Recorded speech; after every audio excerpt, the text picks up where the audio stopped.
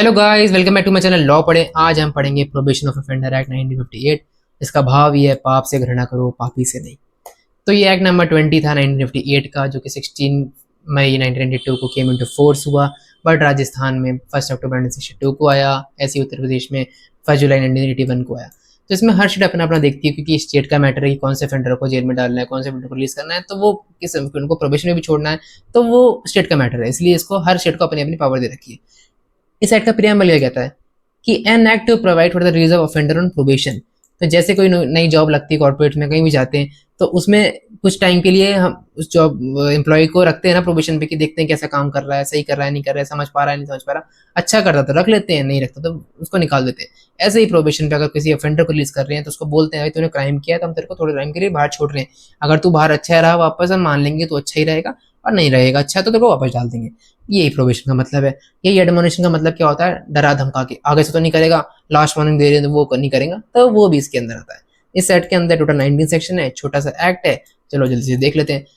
अब अगर आपने बीएनएसएस या सीआरपीसी पढ़ी है, तो आपको पता होगा कि एक सेक्शन है जो प्रोबेशन की बात करता है, वो है 360 और 401 ऑफ बीएनएसएस।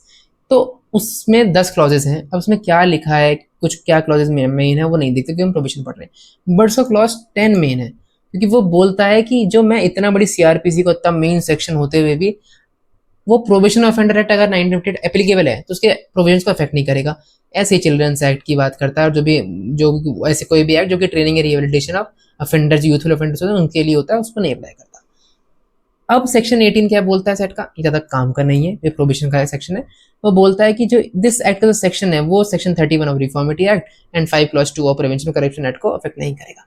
वहीं पे सेक्शन 19 बोलता है कि ठीक है, हम 18 को तो मानते हैं, लेकिन 562 एप्लीकेबल नहीं होगा अगर प्रोबेशन एप्लीकेबल में आ गया। तो ये 562 क्या है, कोड भी लिखा है। कोड का मतलब है क्रिमिनल प्रोसीजर कोड, और 562 का मतलब है क्रिमिनल प्रोसीजर कोड ही, क्योंकि ये जो 1958 का है और सीआरपीसी 1973 की थी, तो ये पुरानी सीआरपीसी का 1898 की। तो इसका मतलब यही समझा जाएगा ये 360 की बात कर रहा था, अब 401 की कर रहा है। तो जहां जहां 40 एप्लीकेबल नहीं होगा, जहां पे ये इन्फोर्समेंट वाला एक्ट। अब सेक्शन 1 क्या बोलता है, इसको प्रोविजन ऑफेंडर एक्ट बोलेंगे। पूरे इंडिया में अप्लाई होगा, जहां जहां स्टेट गवर्नमेंट लगता है मुझे यहाँ पे अप्लाई करना है, 4 डिस्ट्रिक्ट में अप्लाई करना है, एक में नहीं करना, वो स्टेट गवर्नमेंट देखे। डेफिनेशन क्या बोलता है, कोड का मतलब क्रिमिनल प्रोसीजर कोड है। अभी 1898 था, अब 1973 हुआ था, फिर 2023 हो गया नया वाला। प्रोबेशन ऑफिसर का मतलब क्या होता है, वो ऑफिसर जो कि सेक्शन 13 के अंदर मेंशन है। प्रेस्क्राइब का मतलब रूल्स होता है, जो कि सेक्शन 17 में मिलेंगे तुमको। और वर्ड्स क्वेश्चन की बात करता है, जो यहाँ डिफाइंड नहीं है, उसको सीआरबी से समझो, अब बीएनएस से समझो। सेक्शन 3 एडमोनिशन, ठीक है। वो बोलता है अगर कोई ऑफेंडर, कोई बंदा गिल्टी मार पाया जाता है, केस एंड ऑफेंसेस के लेके ये सारे आईपीसी के 379, 380, 381, 404 और 420, और वहीं पे ये बीएनएस के। अगर इनके नाम पता नहीं क्या प्रोविजन है, तो अभी पॉज करके देख के आओ और अच्छे समझ में आ जाएगा। या तो ये सारे पांचों, या ऐसा कोई भी ऑफेंस जो कि या 2 साल तक की सजा से हो, या सिर्फ फाइन से हो, या दोनों से हो, या तो आईपीसी या बीएनएस में, या कोई अदर लॉ में। तो कोर्ट देखेगा कि उसका कोई पुराना कन्विक्शन तो नहीं है, पुराने कभी बार जेल में तो नहीं गया, क्या सर्कमस्टांस है केस वाले में जो भी ये गिल्टी फाउंड हुआ है, क्या नेचर है ऑफेंस का, कोई ज्यादा ग्रीवियस तो नहीं किया, पेन चुराया है या सोना चुरा गया। कैरेक्टर ऑफ ऑफेंडर देखेगा कि ठीक है बच्चा है, क्या हो गया, क्या सब चीजें थी, उसको देखेगा। और कोर्ट को लगेगा ये चारों चीजें देखने के बाद कि भाई इसको जरूरी है, इसको हमें पनिश के बजाय इसको एडमोनिशन पर रिलीज करना पड़ेगा, या गुड कंडक्ट पर रिलीज करना पड़ेगा। अब तुम कहोगे यार एडमोनिशन का सेक्शन है, गुड कंडक्ट की बात कर रहा है ना भाई। अब किसी ऑफेंडर को छोड़ते समय आप उसको ये भी तो बोल सकते हो ना, ठीक है भाई इसकी गलती है, तो आप गुड कंडक्ट को रिलीज कर सकते हो। तो ये थोड़ा है कि अब बार हो जाएगा कि तुम गुड कंडक्ट को रिलीज नहीं कर सकते किसी को।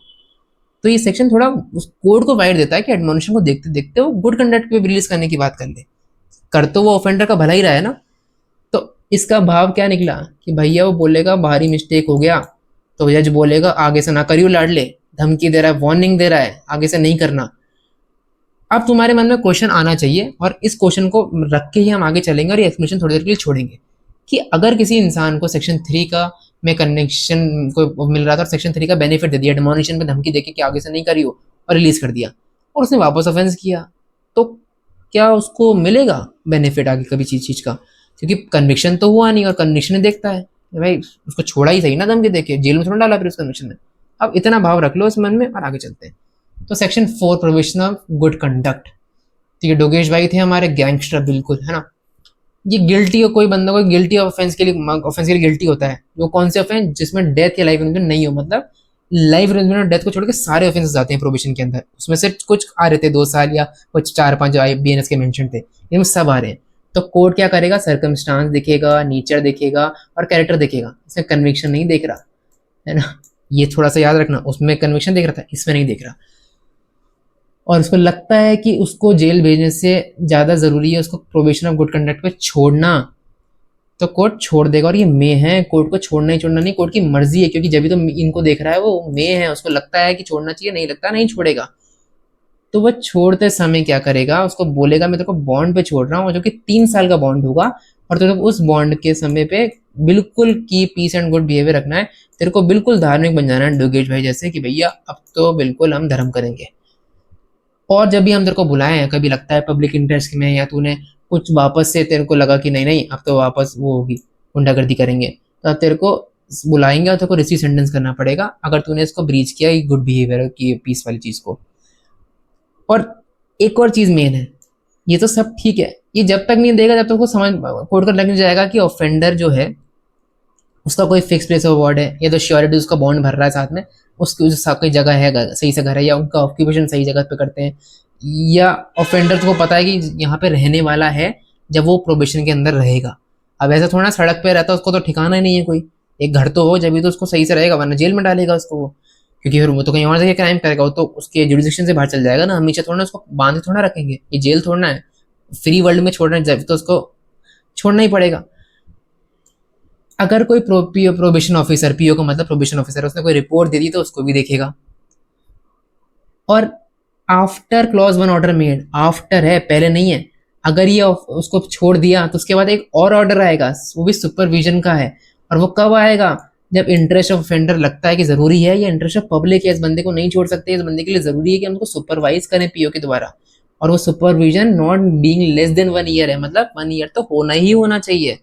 अगर 6 महीने की नॉट एक्सीडिंग 3 ईयर्स का बॉन्ड था, 6 महीने के लिए कहा तो डिसेंट बिहेवियर रखेगा, तो उसमें सुपरविजन की जरूरत है। बहुत ऐसा ग्रीवियस होगा ही नहीं ऑफेंस, जब भी तो 6 महीने के लिए छोड़ा, लेकिन 1.5 साल के लिए छोड़ा उसको कि भाई तो ये बॉन्ड रखना है गुड बिहेवियर का, तो उसको लिए 1 साल तक की देनी पड़ेगी उसको सुपरविजन। और ये वो बंदा वो होगा जो ऑर्डर में सुपरविजन का नाम लिखा होगा, वो जो बंदे का जो प्रोबेशन ऑफिसर होगा, उस ऑर्डर लिखा होगा ना, वो उसकी देखरेख करेगा और वो सारी कंडीशन फॉलो करेगा जो ऑर्डर में लिखी होगी। अब तुम्हारे मन में आया यार सिर्फ 1 साल, कितने साल तक हो सकता है? देखो इंटरप्रिटेशन कह रही है, लिखा कहीं नहीं है एक्ट में, बट 3 साल होगा, क्योंकि बॉन्ड ही 3 साल का है ना मैक्सिमम। अब तुम उसको 10 साल की ये थोड़ा कहोगे भैया तो 3 साल तक चुप रहना दो good and peace and behaviour रखना, लेकिन हम तेरे को 10 साल तक सुपरविजन करेंगे, ये थोड़ा करते रहोगे। तो इंटरप्रिटेशन ये कहती है मैक्सिमम 3 साल है। यहाँ पे लिखा है नॉट एक्सीडिंग 3 ईयर्स, ये क्वेश्चन एमसीक्यू में बनता है बहुत जगहों पे कि नॉट एक्सीडिंग 3 ईयर्स के लिए होना चाहिए, but supervision not being less than 1 year है। और इन कंडीशंस के अलावा जो क्लॉज 3 में पढ़ के आया, जो मान लो लिखी होगी, उसके अलावा अदर कंडीशन भी लगा सकता है कोर्ट की, इसके रेसिडेंस पे तो सही से रहेगा, कुछ पढ़ाई वढ़ाई करेगा, कहीं उधर चेंज नहीं करेगा, बाहर नहीं जाएगा बिना बताए, पासपोर्ट कहीं से कुछ फर्जी काम नहीं करेगा, नशा नहीं करेगा, या ऐसी कंडीशन जिससे उसको लगता है ज़रूरी है ताकि उसका जो ऑफेंस है वही वाला या कोई और रिपीट ना हो, तो उसको बोल के एंटर करवा लेगा बॉन्ड में। अब ये बॉन्ड अलग है, ये बॉन्ड अलग है, तो 2 बॉन्ड है भाई, ठीक है, इसको रिली एक मत मानना। और जब ये हो जाएगा तो कोर्ट को बोल देगा कि ले भाई एक फर्निश कर दी तेरे को 1 कॉपी, इसको समझा भी देगा उसको, ऑफेंडर और प्रोबेशन ऑफिसर और सारी श्योरिटी को, ठीक है। अब वापस चलते हैं, इसका एक्सप्लेनेशन क्या था, previous conviction include release under section 4। तो अगर किसी इंसान को सेक्शन 4 का बेनिफिट दिया गया है तो इसके अंदर पहली बात तो प्रीवियस कन्विक्शन माना जाएगा, चाहे गुड कंडक्ट में। और सेक्शन 3 भी प्रीवियस कन्विक्शन ही उसको माना जाता है कि उसको कभी भी इन चीज़ों के द्वारा डील नहीं किया गया हो। तो अगर एक बार रिलीज कर दिया गया हो तो ऐसा नहीं है कि बाद में आएगा कि ये मैंने तो कभी दिया है, मुझे गया ही नहीं जेल में, कहना पहले दिया ना तेरे को 3 में, आगे से नहीं करना था ना, तूने क्यों किया, अब चल जेल में, ठीक है। और 3 और 4 को सेक्शन 12 के साथ रीड करके याद रखना, क्या है आगे तुम्हें दिख जाएगा, ठीक है। सेक्शन 3 हो गया, सेक्शन 4 हो गया, डोगेश भाई को याद रखना, थैंक यू डोगेश भाई, हमारे हेल्प करी समझने में आपको। अब सेक्शन 6 5 कहाँ है, आगे मिल जाएगा, पहले सेक्शन 6 समझ लो। अगर कोई ऑफेंडर 21 ईयर का अंडर 21 ईयर ऑफ एज है तो कोर्ट उसको ना सेंटेंस नहीं करेगा इस किसी भी ऑफेंस के लिए जब तक वो सर्कमस्टांस ऑफ द केस नहीं देख लेता है, नेचर ऑफ द ऑफेंस नहीं देख लेता है, या कैरेक्टर ऑफ ऑफेंडर नहीं देख लेता है, और उसको लगता है कि डिजायरेबली फाउंड नहीं हुआ है उसको रिलीज करने पे, क्योंकि वो चाहते हैं भाई ये यूथ है जो ऑफेंडर है, ये तो देश का फ्यूचर है, बच्चा है 21 साल का, अभी तो बाहर निकला है यार, देश में क्या कर रहा है, उसने घर में रहा होगा, थोड़ा सा ऑफेंस हो गया तो उसको चाहेंगे कि वो थोड़ा सा सेक्शन 304 का बेनिफिट मिल जाए। लेकिन लगता है कि अगर नहीं कि उसको डिजायरेबल नहीं है तो उसको रिकॉर्ड करना पड़ेगा रीजन कि मैं क्यों नहीं कर रहा हूँ, और अगर वो नहीं कर रहा है तो उसको शैल कॉल करना पड़ेगा, करना ही करना पड़ेगा ऐसी रिपोर्ट जो कि प्रोबेशन ऑफिसर देगा उसकी फिजिकल एंड मेंटल कंडीशंस के रिलेटेड, और यही चीज उसकी ड्यूटी भी है, तुम्हें दिख जाएगी आगे प्रोबेशन ऑफिसर की। ठीक है, अब हमने रिपोर्ट की बात करी, हमने रिपोर्ट की बात 6 क्लॉज 2 में भी कर ली और 4 क्लॉज 2 में भी, वो देखा था कि इफ एनी होगी तो मैं देखूंगा। तो ये जो रिपोर्ट होगी ना वो कॉन्फिडेंशियल होती है 4 क्लॉज 2 और 6 क्लॉज 2 के अंदर, और जिसका सब्सटेंस जो रिपोर्ट के अंदर मेंशन होता है ना उसको एक बार अपॉर्चुनिटी फिर भी दी जाती है ऑफेंडर को, भाई तो दे ले जो तेरे को जो आप इसका क्लैरिफिकेशन दे रहे हैं, क्योंकि अगर मान लो उसकी रिपोर्ट में ऐसा कुछ लिखा है जिससे कन्विंस ही नहीं हुआ, इस रिपोर्ट से देने के बाद भी कन्विंस नहीं हुआ, तो एक बार उसको अपॉर्चुनिटी देंगे ना भाई, मुझे प्लीज मुझे क्लैरिफिकेशन करने दो, और क्या पता जज मान जाए इसके बाद, तो इसलिए उसको अपॉर्चुनिटी मिल। अब सेक्शन 8 पढ़ते हैं जो कि बात करता है variation of condition of probation की। तो on the application of probation officer, जो कोर्ट जिसने पास किया सेक्शन 4 का ऑर्डर, उसको लगता है कि इंटरेस्ट ऑफ ऑफेंडर है और इंटरेस्ट ऑफ पब्लिक है, इन दोनों में से एक, कि हमें ज़रूरी है और आवश्यकता है कि हम जो कंडीशन है बॉन्ड की वो वेरी कर दें। और वेरी कैसे करोगे, या तो एक्सटेंड करके या डिमिनिश करके। तुम्हारी किस्मत खराब तो तुम्हारा एक्सटेंड, किस्मत अच्छी तो डिमिनिश, बट वो किसी भी हालत में 3 साल से ज़्यादा नहीं होगा। और ये वेरिएशन कहाँ से कहाँ तक, कहाँ कब से होगा, from the date of original order. अगर एक्सटेंड कर रहे हैं तो मानो अगर तुम्हें 1.5 साल की वो मिली, पहले प्रोबेशन पे तुम्हें रहना पड़ेगा गुड करके, और उसने 1.5 साल के खत्म होने से पहले वही बोला कि नहीं भाई इसको तो एक्सटेंड करो, तो 3 साल ही करो, बढ़ाना पड़ेगा, तो कोर्ट सिर्फ ये क्या नहीं करेगा 3 साल चाहिए तो 3 साल बढ़ा देगी, वो from the date of original order 3 साल देखेगी, तो प्लस 1.5 साल और, क्योंकि 3 साल से ज़्यादा एक्सटेंड होना ही नहीं है। तो ये मैं समझ में आ गया, वो ऑल्टर कर सकती है कंडीशन, मान लो कोई तुम्हें क्या फॉलो करना है नहीं करना, मैं बोला था कि तुम्हें और स्कूल जाना पड़ेगा, क्लासेस लेनी पड़ेगी, स्किल सीखनी पड़ेगी, एम्प्लॉयमेंट करना पड़ेगा, वैसी कंडीशंस वो कर सकता है। कोई भी वेरिएशन जो होगा ना वो ऑफेंडर और श्योरिटी को बिना सुने नहीं होगा। क्यों? क्योंकि भाई जो बॉन्ड तुमने साइन करवाया उससे छोड़ने समय, वो उससे साइन करवाया, और श्योरिटी है, बिना श्योरिटी किसकी है? अगर श्योरिटी है तो तुम बुलाओगे, नहीं है तो मत बुलाओ। अगर श्योरिटी है तो उसको बुलाना पड़ेगा, क्योंकि जैसे ही तुमने वेरी किया तो जो पुराना बॉन्ड था वो खत्म हो गया, अब उसको नए बॉन्ड के अंदर आना पड़ेगा। और अगर श्योरिटी नहीं आती तो नहीं लेके आओ, अगर वो नहीं लाते तो तुम गिल्टी हो भाई ऑफेंस के, जाओ अंदर। ठीक है, इसलिए उसको सुनना जरूरी है। और जो सुपरविजन ऑर्डर तुमने 4 क्लॉज 3 के अंदर सुना था कि जब आफ्टर एन ऑर्डर अंडर 4(1) के अंदर पास होता था तो सुपरविजन की जरूरत लगती थी, and the interest of public सब जरूरत है, तो पीओ को लगता है कि अब भाई अननेसेसरी है कि मैं इसको सुपरवाइज और करूं, तो वो बोलेगा कि इसको छोड़ दो, और अपनी एप्लीकेशन लगाएगा कि भैया जो डोगेश भाई थे वो तो इतने अच्छे इंसान हो गए कि भैया उनको तो जरूरत नहीं है वो किसी का सुपरविजन कर लें, तो सुपरविजन ऑर्डर कैंसिल हो जाएगा। अब सेक्शन 12 की बात करते हैं। अब याद है तो मैं बोला था कि मैंने 3 और 4 को 12 के साथ पढ़ना है, तो वो बोलता है अगर कोई बंदे को तुमने 3 और 4 का बेनिफिट दिया है तो तुमने क्यों दिया है? ताकि तुम चाहते थे कि वो जो जेल की चीजें हैं, जो कन्विक्शन था उसे दूर रहे, तो तुम अब उसको छोड़ने के बाद डिस्क्वालीफाई नहीं कर सकते ना, जेल की जैसे ऐसा वो नहीं मान सकते कि कैदी है, तुमने छोड़ा ही इसको इसलिए था ना कि ताकि वो उन चीजें दूर रहे। तो अगर कोई चीज के अंदर डिस्क्वालिफिकेशन हो जाता, अगर कोई इंसान कन्विक्टेड होता, कोई ऐसा एग्जाम होता जिसमें कन्विक्टेड माना जाता है, जैसे अगर मानो आईएएस में कंडीशन लगा दें इसका पेपर देने में कि तुम कभी ऑफेंड वो कन्विक्टेड नहीं होना चाहिए, अगर कोई इंसान को सेक्शन 3 का बेनिफिट मिला और वो देने जाएगा तो कन्विक्टेड है, नहीं, उसको नहीं, उसको ऐसा ही माना जाएगा जैसे वो कन्विक्टेड नहीं था, उसको देना पड़ेगा कि तुम डिस्क्वालीफाई नहीं है।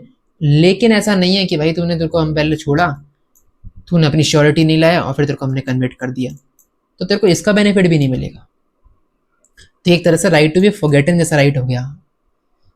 अब ये अभी रिसेंट केस है दिल्ली हाई कोर्ट का, उसने बोला एक बंदे को सेक्शन 12 का बेनिफिट दिया, और उसने जैसे एयरपोर्ट अथॉरिटी ऑफ इंडिया ने जूनियर एग्जीक्यूटिव की उसका जॉब निकाली, उसने दिया, वो सेलेक्ट भी हो गया, फिर बाद में चला गया था, इसको तो उस पर कन्विक्शन पे छोड़ा गया था, मतलब सेक्शन 3 या सेक्शन 4 पे छोड़ा गया था, तो वो चले गए लेके अपील किया, ये तो कह दिया इसको कैसे ले लिया, तो अलाउड ही नहीं था।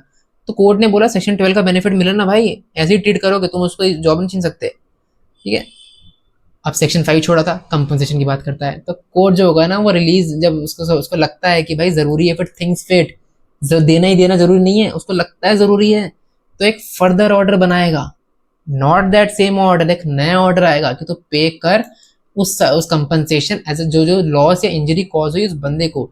मानो किसी चीज का चोरी हो गई थी, किसी चीज का वो लेके चला गया था, कुछ कर रहा था, लेकिन तेरे को वापस रिकवर हो गई, तो तेरे को हार्म तो कुछ हुआ ही नहीं ना, लेकिन कोर्ट को लगता है कि तेरे को वो मेंट लग नहीं हुई, तेरे को इंजरी हो गई तेरे को जाते समय, तो वो देखेगा। और जब वो देगा, ये दे रहा होगा पहली चीज, तो उसको कॉस्ट ऑफ प्रोसीडिंग्स भी दिलाएगा, ठीक है, एंड लिखा है और नहीं लिखा। और अगर कोई इंसान नहीं देगा तो वो रिकवर एज अ फाइन होगा, एज अ 421 और 422 सीआरपीसी या 461 एंड 462 बीएनएसएस। तो मैं बेयर एडमिन कुछ और लिखा हुआ मिलेगा, क्योंकि वो 1890 सीआरपीसी की बात कर रहा है।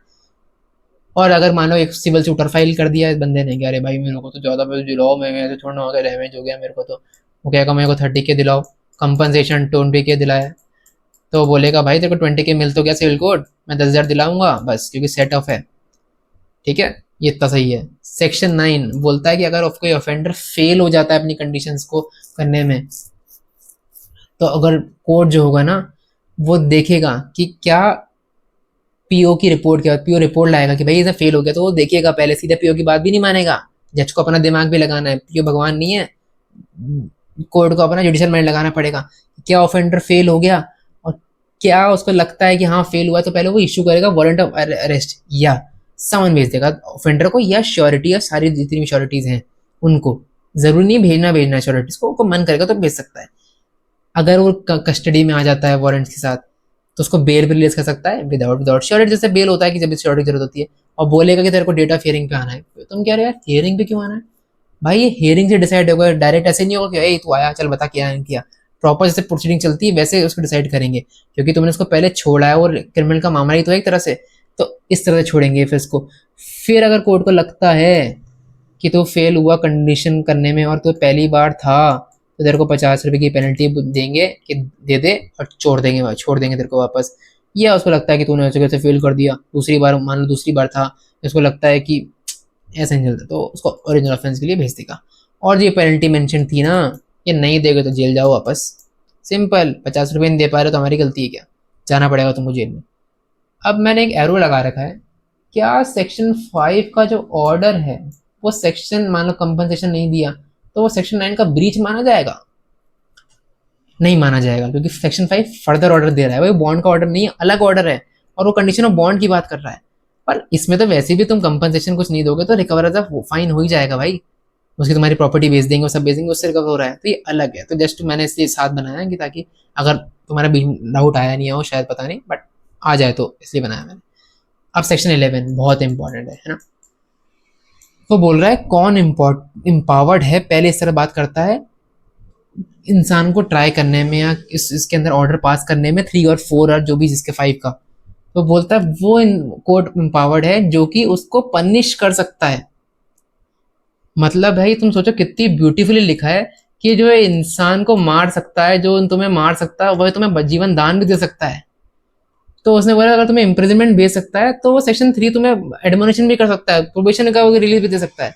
तो इतनी ब्यूटीफुली लिखा है इस चीज को, तो ये आराम से तुम्हें याद हो गया, ठीक है। और वो सब पे हो रहा है, हाई कोर्ट पे भी आ रहा है, कोई ऐसा कोर्ट जो कि अपील के द्वारा आया है, कोई ऐसा कोई रिवीजन बता रहा है, वो सब आते हैं क्योंकि वो सेंटेंस में आके भेज सकते हैं, ये सिंपल सी बात कर रहा है, ठीक है। अब वो बोल रहा है वो court other than the high court जो ऑफेंडर को ट्राई कर रहा है, अगर उसकी अपील होगी तो उसी जगह पे होगी जहां पे वो ऑर्डिनरी लाए करती है फॉर्मल कोर्ट से, जेएम की सीजेएम, जेएम1 की सीजेएम, सीजीएम की ऐसे कोर्ट वो उसमें ऊपर करते हुए कोर्ट ऑफ सेशन पे जा रही है, वो इस तरह से अपील जाएगी। तुम कहोगे अदर देन हाई कोर्ट की लिखा है क्या ना, हाई कोर्ट की अपील ठीक है सुप्रीम कोर्ट ही जा रही है, और इसका ये भी मतलब समझना है कि अदर देन को एक्सक्लूड कर दिया यहाँ पे तो सुप्रीम कोर्ट अपील नहीं जाएगी, सुप्रीम कोर्ट के पास अपील जा सकती है। ये स्टैट्यूटरी प्रोविजंस हैं, कॉन्स्टिट्यूशन प्रोविजंस को कभी भी ये ओवर पावर नहीं कर सकते हैं। वो इसलिए लिखा है कि एक बेसिक स्ट्रक्चर बना हुआ है ताकि डिस्टर्ब ना हो, क्योंकि जेएम की हाई कोर्ट की अपील तो वहीं जानी है ना यार, सुप्रीम कोर्ट, तो हाई कोर्ट तो एक स्टेट में highest court of appellate authority है, इसलिए उसको एक्सक्लूड किया गया क्योंकि डायरेक्टली मैटर ट्राई वो कर भी नहीं रहा है एक तरह से, क्योंकि जब तक उसका एक्स्ट्रा ऑर्डिनरी ऑर्डिनरी जुडिशन ना आ जाए उसमें मामले में। बट उसको इसलिए किया गया ताकि आपको पता रहे, क्योंकि हाई कोर्ट की अपील सुप्रीम कोर्ट जाती है कभी नहीं जाएगी, वो इस क्लैरिफिकेशन से बनाया गया। तो हाई कोर्ट की बात भी जा सकती है, इतना याद रखना बस। तो ये अपील कैसे बताया था, अकॉर्डिंग टू हायर की, ये हायर की बनी हुई देख लो आराम से। अब ये देखो इंपॉर्टेंट है, अंडर 21 ईयर का कोई ऑफेंडर है, दूसरों की बात नहीं कर रहा, अगर वो कोई गिल्टी उनके जाता है सेक्शन 3 और 4 के अंदर और उसको इम्प्रिजमेंट भेज दी जाती है, और ऐसी इम्प्रिजमेंट जहाँ पे अपील आए नहीं करती तो रिवीजन होगा। तो सीआरपीसी भी एनसीसी भी तो कहता है जहाँ अपील आए करती है वो रिवीजन करता है, लेकिन वो कह रहा कहाँ पे होगी, ऐसी जगह पे रिवीजन होगी जहाँ पे अपील ऑर्डिनरी लाए करती है, ये हाई कोर्ट। ये हाई कोर्ट में एकदम से कैसे लिया गया, तुमने तो ऐसा अलग दो दो बातें क्यों लिखी है। वो सेक्शन 4 उसका क्लॉज 4 भी बात ही कर रहा है कि हाई कोर्ट भी सुन सकता है। तो रिवीजन होगा कैसे यार, सो मोटो कर लेगा either on its own motion. Convicted person बोलेगा यार मेरे को तो बेनिफिट तो देना चाहिए ना तुमको 21, तुम्हें जेल जाना पसंद, किसको जेल जाना तो नहीं पसंद होगा, तो अपील एप्लीकेशन लगा देगा। या प्रोबेशन ऑफिसर जो होगा वो देख रेख कर रहा है, उसकी ड्यूटी है कि सही से हो, तो वो एप्लीकेशन लगा सकता है कि भाई तुम एग्जामिन कर लो, शायद से लोअर कोर्ट से दिक्कत हो गई है तो एक बार तुम रिवाइज कर लो। तो अगर जीएम से हो गई है तो सीजीएम को बोलेगा तू एक बार देख ले भाई, तो कॉल फॉर रिकॉर्ड कर लेंगे खुद से और एग्जामिन कर लेंगे चीज़ को। जब रिवीजन कर रहे हैं ना भाई तो सेट असाइड कर सकते हैं, अगर तुम्हें सजा दे दी किसी को तो सर क्या नहीं मिलेगी भाई, सेक्शन 4 का बेनिफिट देंगे, और नहीं दी तो कहेंगे, और मान लो नहीं दी कुछ होता तो वो बोलेंगे नहीं देनी, हम तो दे रहे हैं भाई, क्योंकि दोनों ही पावर है ना, अब सेंटेंस पास करने की और वो उसको जीवन दान दे रहा तो मानने की तो सब कुछ ही है। लेकिन उसके पास ये पावर नहीं है कि वो ज़्यादा पनिशमेंट इन्फ्लिक्ट कर दे, जो कि पावर ऑफ पनिशमेंट थी उस कोर्ट के पास जिसने उसको पहली बार गिल्टी फाउंड किया।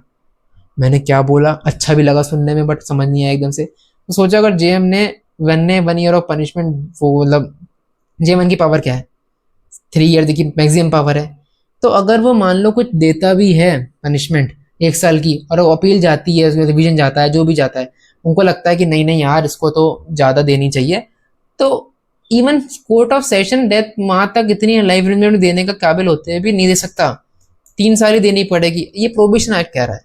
क्योंकि जेएम की पावर इसने पहले गिल्टी फाउंड किया उसकी 3 साल ही है, इसलिए हम मैक्सिमम 3 साल ही देंगे। ठीक है, ये सेक्शन 10 है, ये बोलता है कि ये जो क्लॉजेज है ना 1898 के, ये इस पे अप्लाई होते हैं, तो इसका सीआरपीसी 1973 के अंदर ये सारे सेक्शंस हैं, और बीएनएस के अंदर ये हैं, तो एक बार देख लेना। हु कैन प्रोबेशन ऑफिसर, कुछ नहीं है, वो पर्सन जो कि अपॉइंट होता है, रिकग्नाइज होता है ऐसा probation officer by state government, state government ही है मेन, ठीक है ना, रूल्स भी स्टेट गवर्नमेंट ही बनाती है, तो यही मेन है। और पर्सन जो कि सोसाइटी को जो एनजीओ वगैरह होती हैं जो देती हैं, जो उनमें काम करती हैं यूथफुल ऑफेंडर्स और चीज़ों के लिए, वो जो अगर रिकग्नाइज करवा, अगर स्टेट गवर्नमेंट को रिकग्नाइज कर देती है तो उनका भी मान लिया जाता है। और ऐसा कोई भी इंसान मान लो उनको कोर्ट के समय देते समय लगता है कि भाई तुम करोगे भी इसका देख रहे प्रोबेशनर तुम बनोगे, तो उसको अपॉइंट कर लेता है कोर्ट। जो पास कर रहा है ऑर्डर, या जो डिस्ट्रिक्ट मजिस्ट्रेट है, वो अगर सुपरविजन ऑर्डर में मानो ए का नाम लिखा है तो उसको काट के बी का भी कर सकते हैं, और वो प्रोबेशन ऑफिसर जो उसके कंट्रोल में है, जो जो को कर रहा है ऑफेंडर के साथ, उस एरिया का जो डीएम होगा उसके अंदर रहेगा। ये बात कहता है। ड्यूटीज क्या बात कर रही है, इंक्वायर कर रहा है भाई कि तेरा सरकमस्टांस कैसा है, कैसे तेरी जगह है, वो याद है उसकी मेंटल एंड उसकी सेक्शन 6 के अंदर बात करता था, वो वहीं पे सबमिट रिपोर्ट कर देगा जो कि उसको देनी पड़ती है। यहाँ लिखा है, मैंने ये लिखा है सबमिट रिपोर्ट, मैंने कहा था कि मैं उसकी ड्यूटी में दिख जाएगा, सेक्शन 3 और 4 की बात करता है। सुपरवाइज प्रोबेशन को करना पड़ता है या अदर पर्सन को करना पड़ता है, सुपरवाइज करता है 4 क्लॉज 3। तो अदर पर्सन कौन है यहाँ पे, जुवेनाइल्स हो सकते हैं, आफ्टर केयर पीपल हो सकते हैं, ये सब इसका काम से रस्सी के अंदर थोड़ी ना, हमने इतने सारे एक्ट देखे, यही एक्ट पे अप्लाई होता है। ये एडवाइस करेगा भाई तेरे को जो 50 को कंपनसेशन लगा तेरे को पे कंपनसेशन दिलाना पड़ेगा, उसकी हेल्प कर सकता है, एम्प्लॉयमेंट लग जाए वो सब कर जाए, एनी अदर कंडीशन जो कि इसकी सेक्शन 4 में लिखा है, नशा नहीं करना, रोज दारू पीता है तो दारू हाथ पकड़ लेगा, ए नहीं पिएगा तू, और ऐसी अदर ड्यूटी जो कि प्रिस्क्राइब्ड है। अगर प्रिस्क्राइब्ड क्या होता है, प्रिस्क्राइब्ड तो मैं डेफिनेशन में देखा था, प्रिस्क्राइब्ड मतलब जो कि रूल्स होते हैं, रूल्स कौन बनाता है, स्टेट गवर्नमेंट बनाती है, सॉरी सेक्शन 17 के अंदर। सेक्शन 15 क्या बोलता है, पीओ होता है पब्लिक सर्वेंट, पब्लिक सर्वेंट कहाँ लिखा है, आईपीसी 21 में लिखा है, और बीएनएस में कहाँ लिखा है, 2 में लिखा है। सेक्शन 16 क्या बोलता है, कोई भी एक्शन तुम उसमें जो लिया गया उसने अपनी गुड फेथ में, उसके खिलाफ एक्शन नहीं लोगे, वो साफ सुथरा आदमी हो जाती है उससे भी, अगर उसका इंटेंशन साफ था तो एक्शन नहीं होता उनके ऊपर। ये कुछ केस लॉज हैं, देख लो, बहुत ईजी लैंग्वेज में लिखे हुए हैं, समझ में आ जाएगा तुमको। और इसी के साथ हमारा पूरा प्रोबेशन ऑफ ऑफेंडर एक्ट खत्म होता है। ये तुम होप करता हूँ आपको बहुत अच्छे समझ में आया होगा, ये एलएलबी, जुडिशरी, एपीओ जैसे एग्जाम में हेल्प करेगा। सो कैसे लगी वीडियो जरूर बताना, and thank you so much for watching.